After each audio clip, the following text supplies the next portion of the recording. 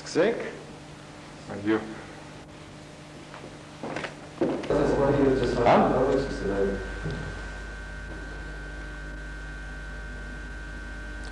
Սիրելի հայրենակիցներ,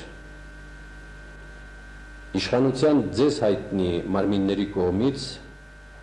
ինձ ներկայացվել է հրաժարականի պահանջ։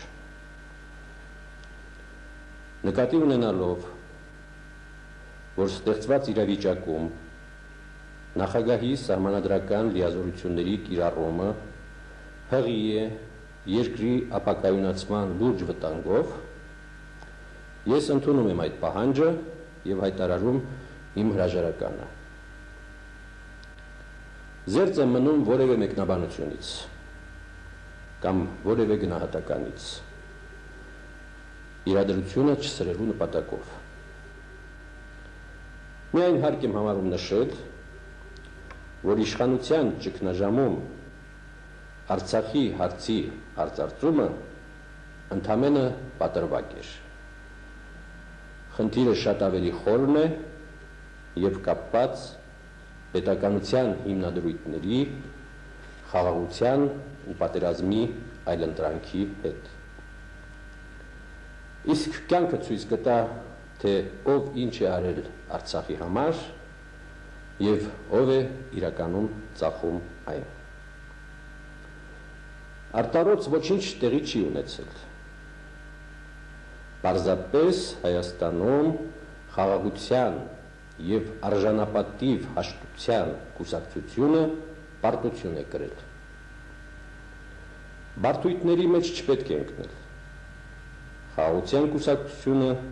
պարտություն է կրել մեզնից շատ ավելի զարգացած հասարակություններում, ինչպես օրինակ Իսրայելում։ Բայց և Իսրայելում, և Հայաստանում դա անցողիկ է,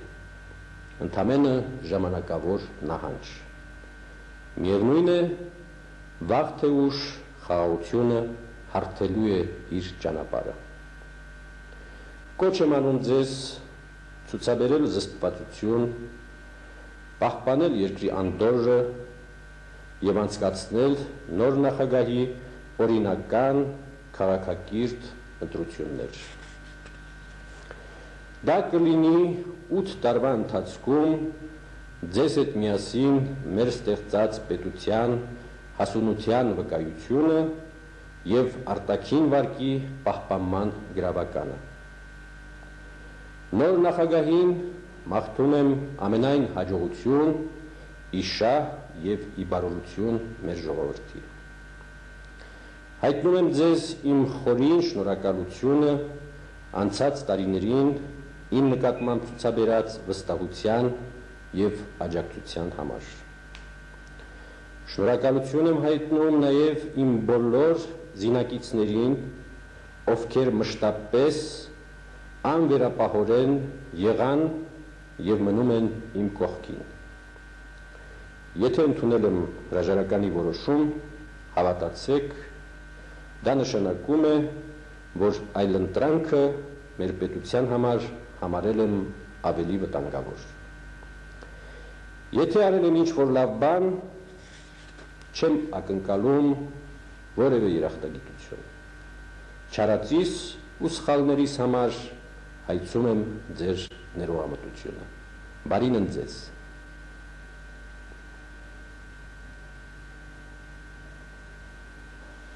Եղավ։